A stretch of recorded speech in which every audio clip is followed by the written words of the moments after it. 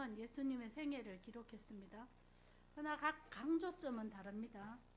마태는 왕인 예수, 마가는 종인 예수님, 누가는 인간으로 오신 예수님, 요한은 신이신 예수님이 강조점입니다. 그래서 그들은 이 예수님의 생애를 사건 순서로 기록하지 않고 말하는 주제별로 모읍니다. 그래서 약간 앞뒤가 바뀌어 있기도 합니다. 그죠? 그래서 우리 옛날에 어릴 때 저는 성경 틀렸다. 왜 이렇게 틀리게 나와? 이렇게 얘기한 적이 있습니다. 몰라서 그랬습니다. 그래서 이 성경은 때로 한 사건보다는 전체를 통째로 읽는 게 중요합니다. 그래서 오늘 저는 12장 전체를 한번 보려고 했습니다. 12장에 이제 오면 예수님이 이제 며칠 있으면 십자가에서 돌아가십니다. 1절에 보면 누가 그들을 죽였는지 예화를 말합니다. 포도원 농부이신 하나님이 지속적으로 종 선지자를 보내고 마지막에 예수님 아들을 보냈지만은 죽인다고 말했습니다. 그런데 10절의 반전은 그 죽음이 즉 건축자의 버린 돌 예수님이 죽인 예수님이 모퉁이의 구셋돌 머릿돌 구세주가 된다는 예언이라고 했습니다. 유대인들은 하나님을 오래 믿었음에도 예수님도 선지자도 몰랐습니다. 도리어 죽였습니다. 다음에 이제 나오는 것은 가이사에 세금 바치는 문제로 예수님을 시험합니다.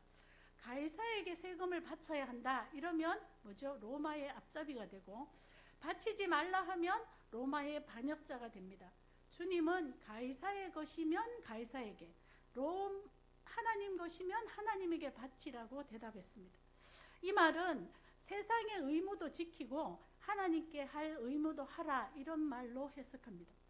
또 동시에 이 말은 우리가 가이사의 것으로 생각하면 가이사의 방식대로 이 세상을 살아가고, 하나님의 것으로 생각하면 하나님의 방식대로 이 세상을 살라는 말입니다. 즉 성도는 다 하나님의 것인 줄 알고 사는 사람이다 이 뜻으로 말합니다. 다 하나님의 것인데 그 중에서 세금도 내고 자기를 위해서도 쓰고 주님께도 바칩니다. 세금도 나를 위해 쓰는 것도 교회 헌금도 다 하나님 것이란 말입니다. 하나님의 것으로 알고 쓰시고 있습니까? 다음은 이제 사두개인의 논쟁입니다. 구약에서 말라기 끝 성경이 쓰여진 후에 예수님이 오시기까지 400년의 기간을 중간기, 암흑기라고 합니다. 그때에 여러 일들이 있었지만 중요한 것은 몇 가지 파가 생겼습니다.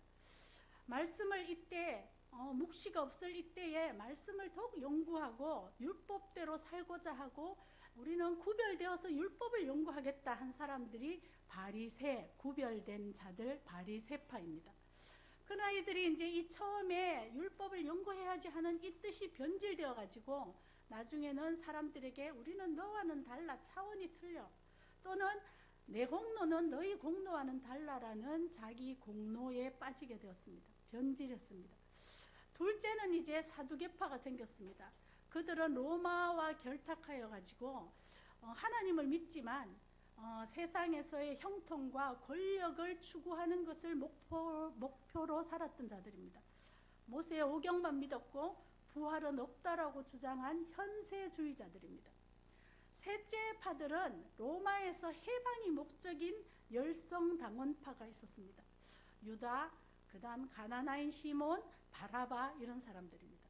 넷째는 이제 이런 거 저런 거 다 엮이고 싶지 않아서 동굴에 들어가서 말씀을 필사하고 기도를 한 에세네파가 있습니다. 그들은 사해 동굴 근처에서 쿰랑 공동체를 만들고 세례 요한이 그 중에 한 사람입니다. 이들은 나중에 이제 신비주의로 빠지기도 했고 또 수도원의 모태가 되기도 했습니다. 예수님이 오실 때 이 네 파들이 있었습니다. 오늘은 그 중에 사두개인들이 이제 부활이 없음을 증명하려고 예수님께 질문했습니다. 형사치수 한번 따라해 볼까요? 형사치수.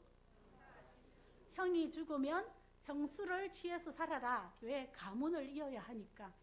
그래서 이제 형사치수법이 있습니다. 근데 이제 사두개인들이 7명의 형제가 살다가 다 죽었는데 그러면 천국 가면 누구 아내로 삽니까? 이 질문을 했습니다. 그죠? 그러니까 예수님이 그들에게 너희는 성경도 모르고 하나님의 능력도 모르고 천국이 뭔지도 모른다. 이렇게 얘기하셨습니다. 그리고 하나님은 산자의 하나님이라고 말하시면서 그 말은 정 뭐죠?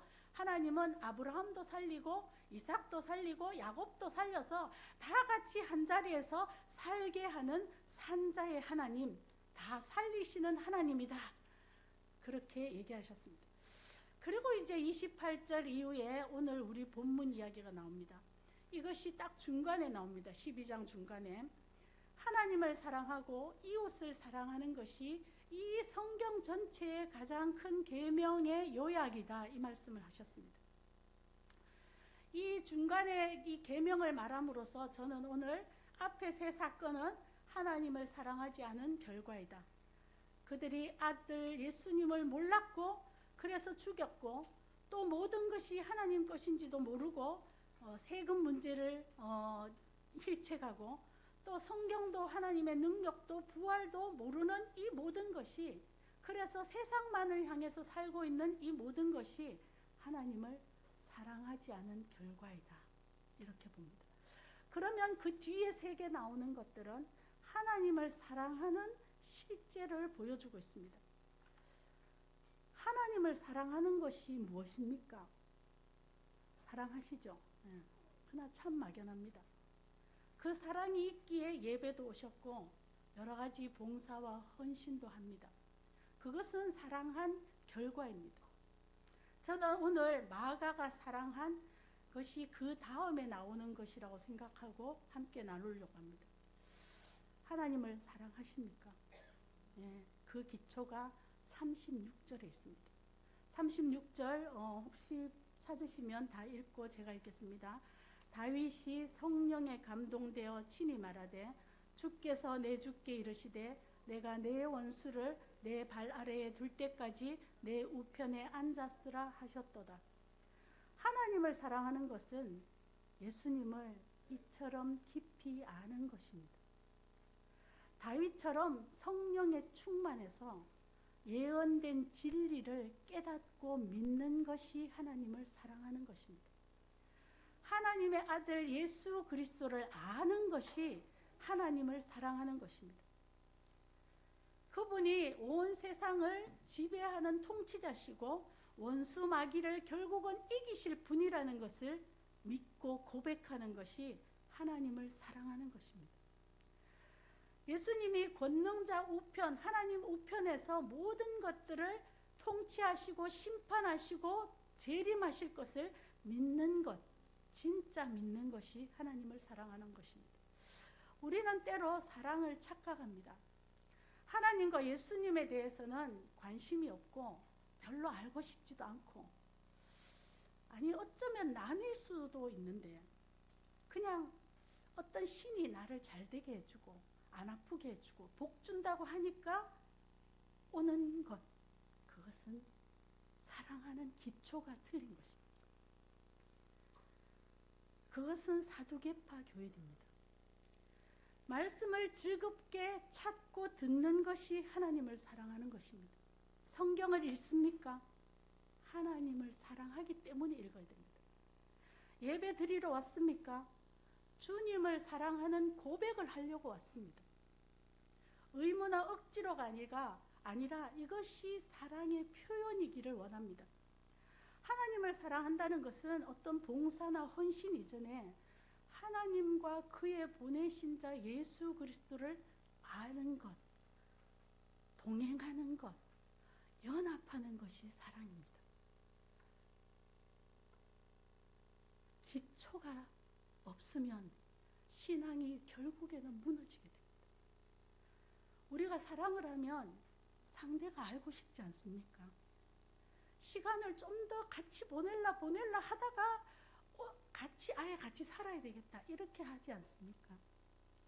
우리 딸이 이제 사랑할 때 보니까 라면 먹는데 중계를 막 하더라고. 난 지금 라면 이제 꼬들꼬들 어쩌고 저쩌고 막 이러면서 무슨 라면이 맛있어 이러면서, 아니 라면 중계하면서 먹는 게 그게 사랑하니까 그래.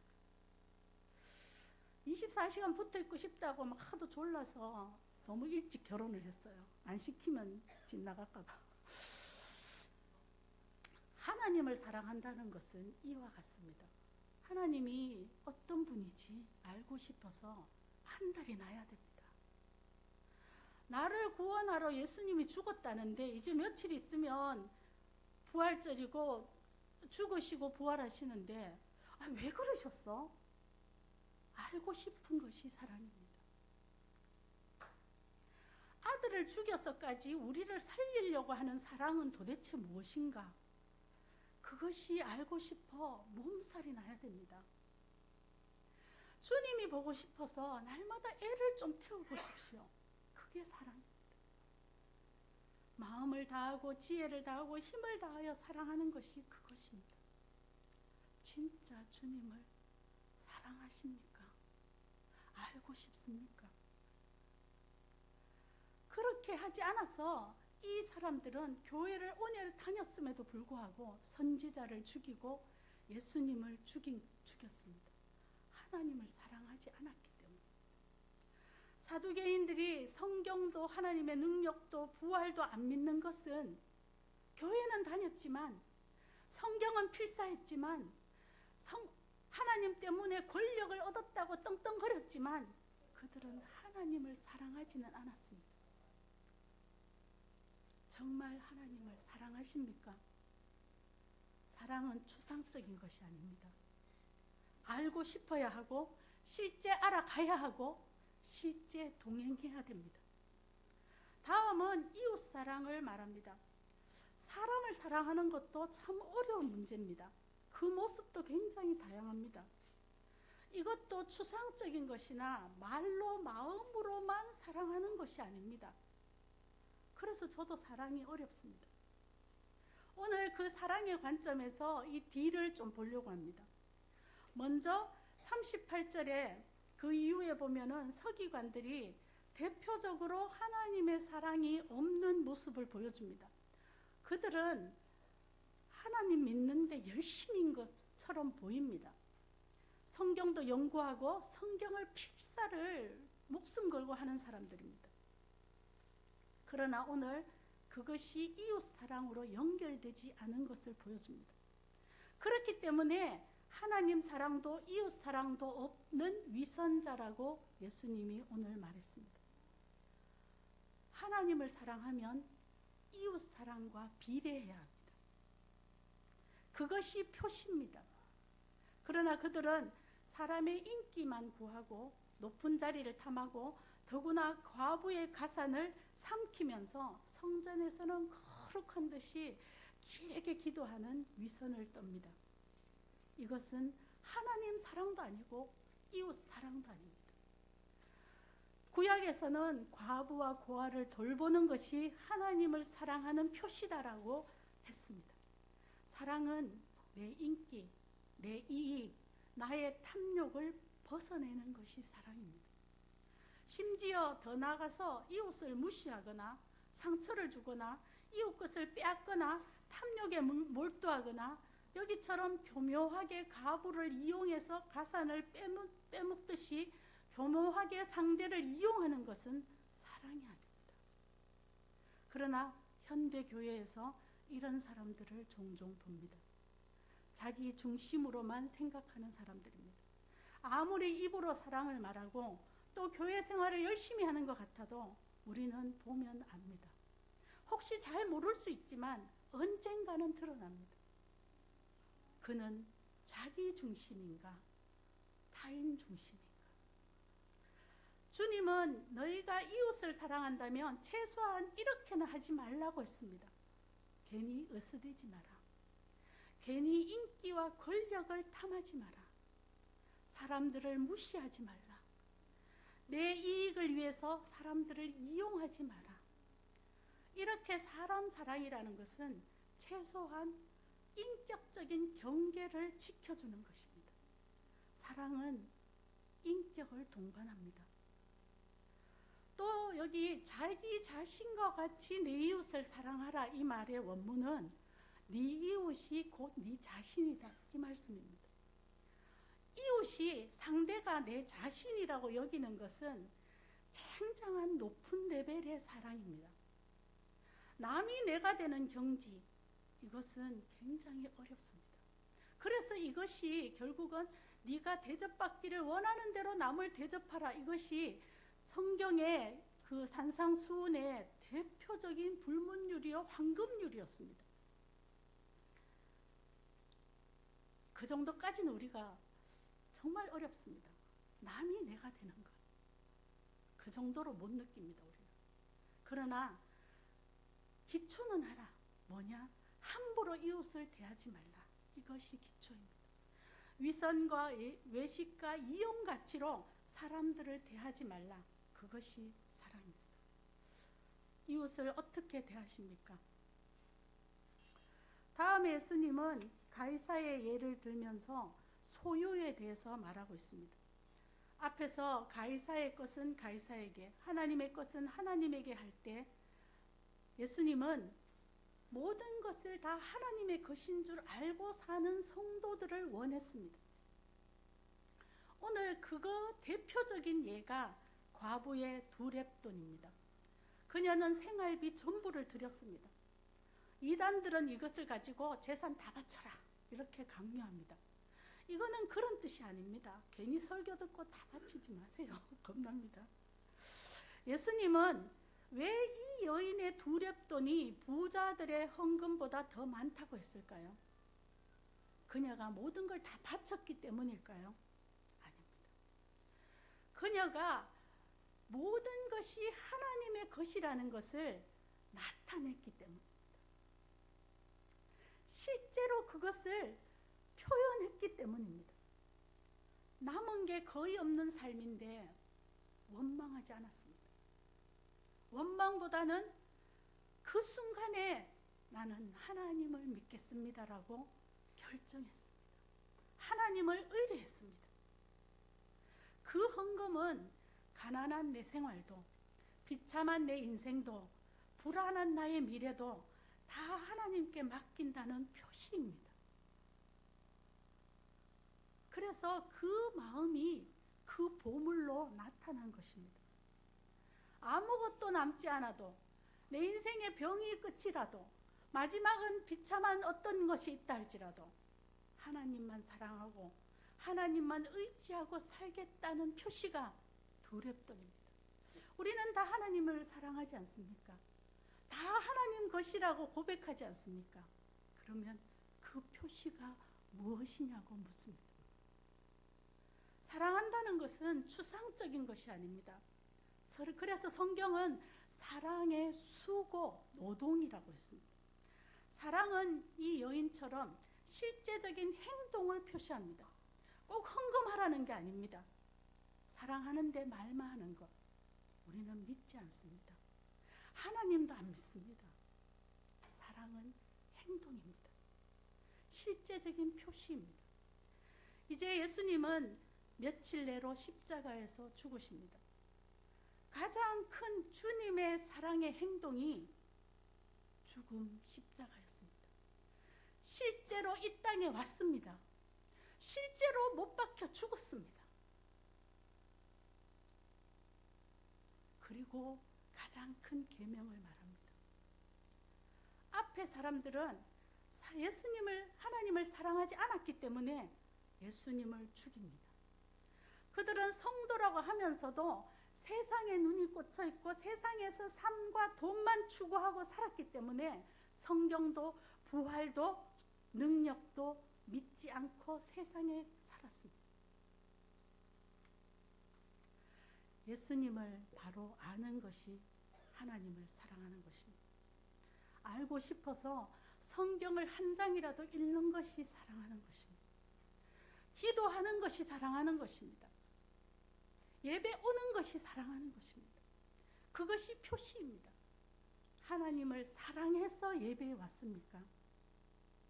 하나님을 사랑하기 때문에 말씀이 즐겁게 들립니까? 사랑의 표시입니까? 명목상 억지로 온 의무입니까? 이웃을 사랑하지 않았기 때문에 서기관처럼 자기 이익과 탐욕과 이웃을 이용하는 것과 무시에 빠졌습니다. 그러나 하나님을 사랑하는 자는 이웃에게도 무례를 행하지 않는 것이 하나님 사랑의 표시입니다. 하나님 사랑은 이웃 사랑의 표시로 나타납니다. 하나님 사랑은 우리의 기초적인 생활, 미래 모든 것을 하나님께 의지하는 것입니다. 말만 하는 것이 아니라 진짜 의지하려고 몸부림치는 것입니다.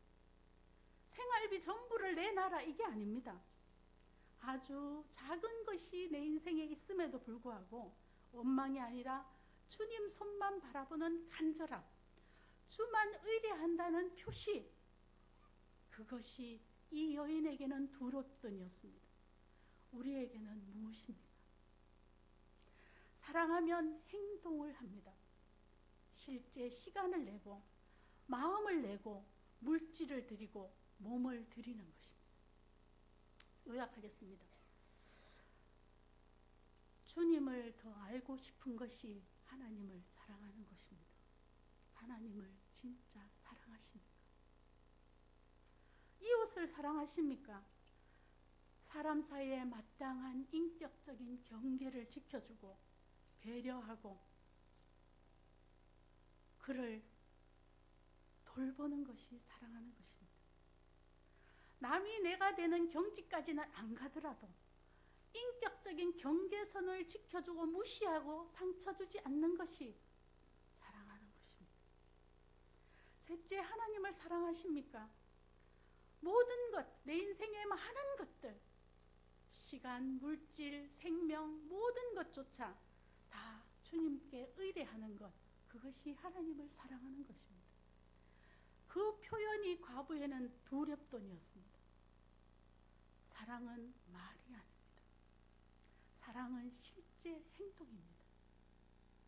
저나 우리는 부족하지만 무엇으로 그 사랑을 표현하며 사시겠습니까? 기도하겠습니다. 아버지 하나님, 오늘